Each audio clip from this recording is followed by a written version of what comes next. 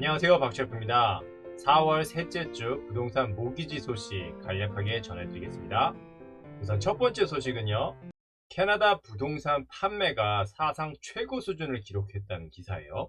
그래서 여기 보시면 캐나다 부동산 협회 지난 3월 통계 자료에 따르면 주택 판매량이 사상 최고치를 기록했는데, 모든 달의 주택 판매에 대해서도 가장 높은 기록을 기록했고요. 2009년 연간 성장률을 앞지르는 역대 최고치를 기록했다고 합니다. 이 도표를 보시면 여기서 피크를 찍고 있는 이 시점이 2009년 11월이거든요. 72.75% 상승했는데, 여기 보시면 2021년 3월에 76.2%가 상승했어요. 그러니까 지난 12년 중에서 현재 가장 높은 판매량 증가를 보이고 있는 거죠. 또 다른 그래프를 보시면은요, 2015년, 2016년, 17년, 18년, 19년 높고 낮음의 차이는 있지만 다 이 범위 안에 들어가 있죠. 그리고 부동산 시장이 과열되었던 2017년 같은 경우에도 아무튼 이 범위 안에 들어가 있죠. 그런데 2020년에 보면 막 올라가던 시장이 코비드 19으로 인해서 3월을 기점으로 급락하는 모습을 보이고 있죠. 그랬다가 5월, 6월, 7월 계속 상승하고 있는 모습을 볼 수 있습니다. 그리고 여름을 지나면서 다시 판매량은 하락 국면으로 들어서는데요. 2021년 곡선을 보시면은 1월, 2월, 3월 급상승하고 있는 모습을 볼 수 있죠. 그래서 이 소식에서도 보면 가파른 판매량 증가로 기록이 갱신되는 상황에서 이제 다음 4월부터는 이 최근의 높은 기록으로 인해서 이제 기저 효과로 또 다른 착시 효과가 발생할 수 있다는 거예요. 이게 무슨 말이냐면 작년 4월에는 아주 저점을 찍었잖아요. 그랬는데 지금 3월 보면 이렇게 높은 고점을 보이고 있는데, 다음 달 5월에 이제 4월 달 통계 자료를 보게 되면 이 곡선의 추세가 이렇게 갑자기 떨어지진 않겠죠.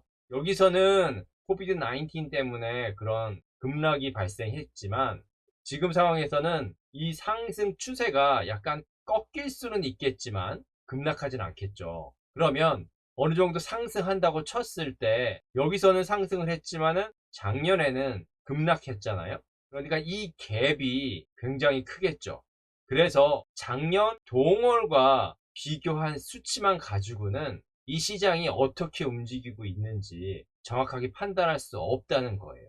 그런데 많은 매스컴의 기사들을 보면 이슈화를 위해서 전년도 동월 판매량과 꼭 비교를 하거든요. 그래서 이제 그런 부분에 있어서 착시 현상이 일어날 수 있으니까 참고하시라는 내용입니다. 자, 그리고 그 다음 소식은요, 치솟는 목재 가격이 곧 하락할 거라고 BMO에서는 분석하고 있어요. 그러면서 올해 하반기에 하락할 것으로 예상하면서 2020년까지 일반적인 수준으로 돌아올 거라고 예측하고 있습니다. 참고로 이번 주 목재 가격은 전년 대비 241.6%나 상승했어요. 2020년 평균 가격의 2배에 도달하는데 The National Association of Home Builder가 공개한 자료에 따르면 목재 가격이 여기 보시면 975불이니까 이 정도죠. 지금은 더 높지만 이 정도였을 때 단독주택 건설 비용에 24,000불 정도가 추가 비용이 발생한다는 거예요. 그런데 BMO의 분석에 의하면 모기지 금리가 지금 계속 야금야금 올라가고 있죠. 이런 모기지 금리의 상승으로 인해서 경제성 문제가 심화됨으로써 가격이 하락할 수 있다는 겁니다. 그래서 저렴한 모기지 금리 때문에 주택 가격이 상승하는 것도 있지만 신규 주택 같은 경우는 이런 목재 가격과 같은 원자재가 워낙 급등했기 때문에 판매 가격이 높아지는 거죠. 그런데 모기지 금리가 상승하면서 이 부분에 있어서도 어느 정도 조정이 예상된다는 겁니다. 자, 그리고 또 다른 소식은요, 최근 발표된 rental.ca 자료에 따르면 2019년 12월 이후 처음으로 토론토 임대료가 상승했다고 통계가 말하고 있습니다. 그래서 1년 넘게 하락을 지속한 토론토 임대료가 바닥을 치고 상승할 조짐을 보이고 있다고도 판단할 수 있는데요. 자, rentals.ca의 자료를 잠시 보시면은요. 자, 첫 번째로 밴쿠버죠. 밴쿠버는 2.2% 올랐습니다. 원베드, 투베드 다 올랐죠. 물론 작년에 비해서는 아직도 많이 하락해 있지만 토론토에 비해서는 밴쿠버 같은 경우는 그래도 양호한 편이죠. 여기 보시면 토론토 같은 경우는 작년 대비 원베드, 투베드 모두 다 마이너스 18% 하락했으니까요.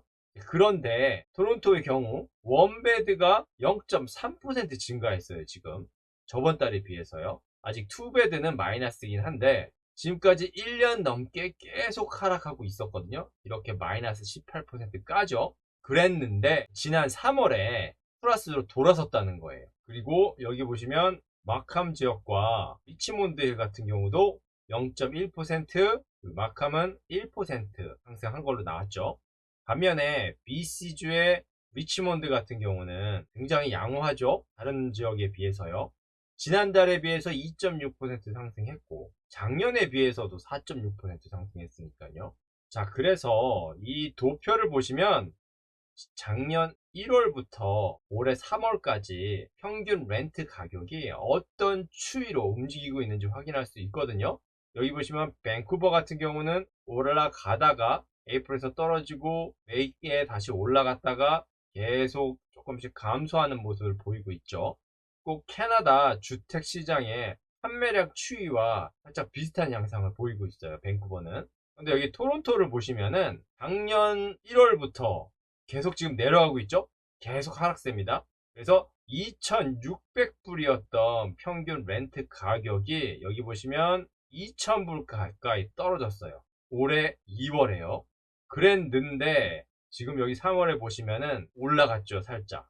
그러니까 이런 상승이 사실 굉장히 미비하기는 하지만 추세가 이제 바뀐 거거든요. 그러니까 이 흐름에 의미가 있다는 거죠. 그래서 다시 돌아와서 보면 토론토뿐만이 아니라 캐나다의 주요 도시인 몬트리올, 밴쿠버에서도 2월에 비해서 3월에 모든 유형의 부동산에서 월 평균 임대료가 약간씩 상승했다는 모습을 확인할 수 있습니다.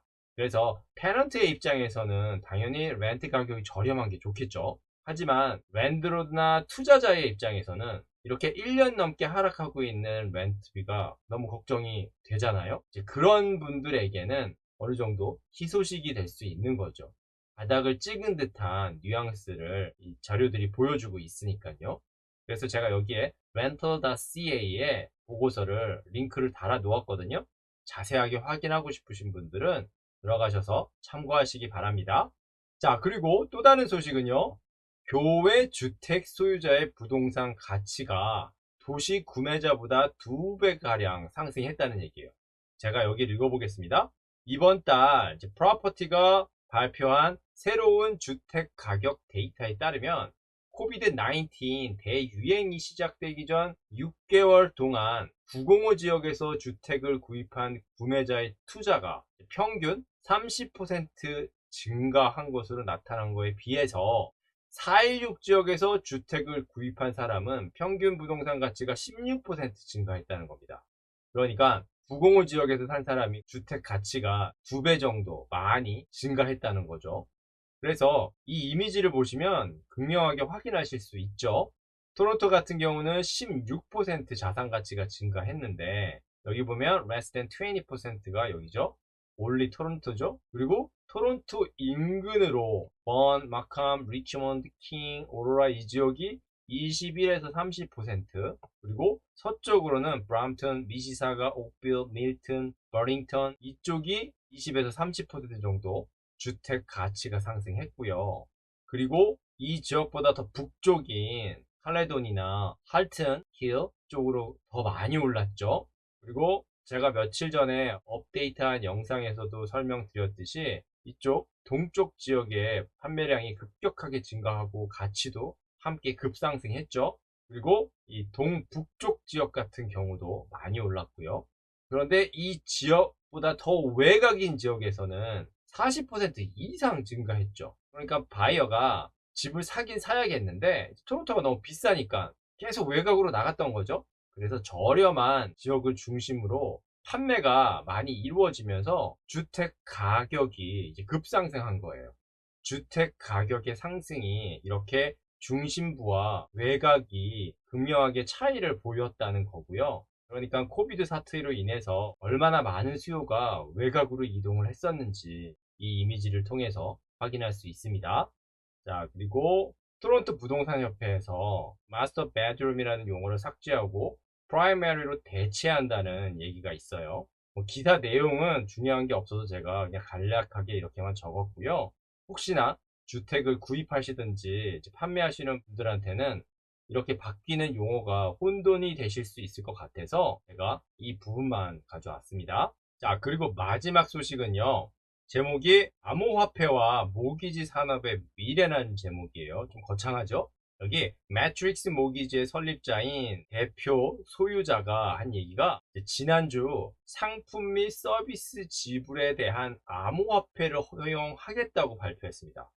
블록체인과 분산형 금융이 전체 산업에 영향을 줄 것이라고 얘기했는데요. 그러면서 CMHC, 그러니까 캐나다 모기지 주택공사가 이제 블록체인을 공개 원장으로 사용하면서 이제 혁명을 주도하고 있다고 얘기하고 있어요.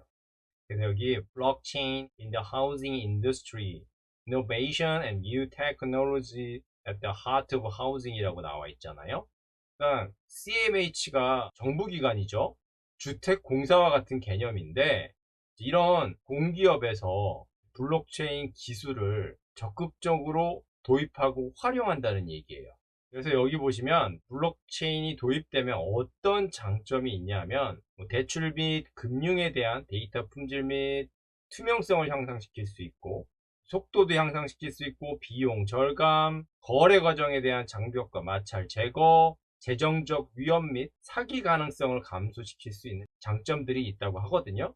그런데 사실 이 내용을 정확하게 이해하려면은 블록체인이라는 개념을 이해해야 돼요. 이게 어려운 개념은 아닌데 처음 접하시는 분들한테는 굉장히 어려울 수 있거든요. 그래서 제가 이 기사를 소개시켜 드리는 이유가 이만큼 세상이 빨리 변하고 있다는 거예요. 무슨 얘기냐면 매트릭스 모기지, 이제 모기지 회사 중에 하나잖아요. 그러니까 일종의 은행 중에 하나예요. 이 은행권에서도 이 블록체인이라는 기술을 도입하고 있다는 거예요. 많은 분들이 아시다시피 은행은 가장 보수적인 이익단체 중에 하나잖아요. 돈이 모이고 이 은행에서 돈이 퍼져나가기 때문에 가장 힘이 있는 그런 이익 집단들이잖아요. 그런데 이 이익 집단에서도 이런 블록체인이라는 최근 이슈가 되고 있는 이 기술을 도입하고 활용함으로써 모기지 프로세싱에 대한 전반적인 거래를 개선하려고 한다는 겁니다.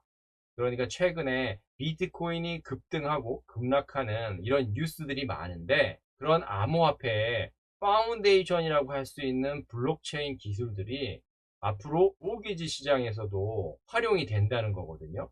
그러니까 그 얘기는 전반적인 부동산 시장에서도 이 블록체인이라는 기술이 계속해서 도입되고 적용이 된다는 거겠죠.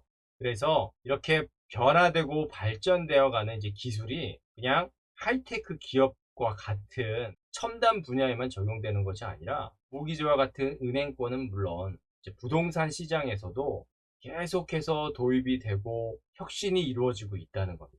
그러니까 앞으로는 이런 변화하고 있는 기술이 다양한 분야에 적용이 될 텐데 이 기본이 되는 기술이 뭔지 모른다면 해당 분야에서 어떻게 적용되어 사용되는지 이해하기조차 힘들 거 아니에요?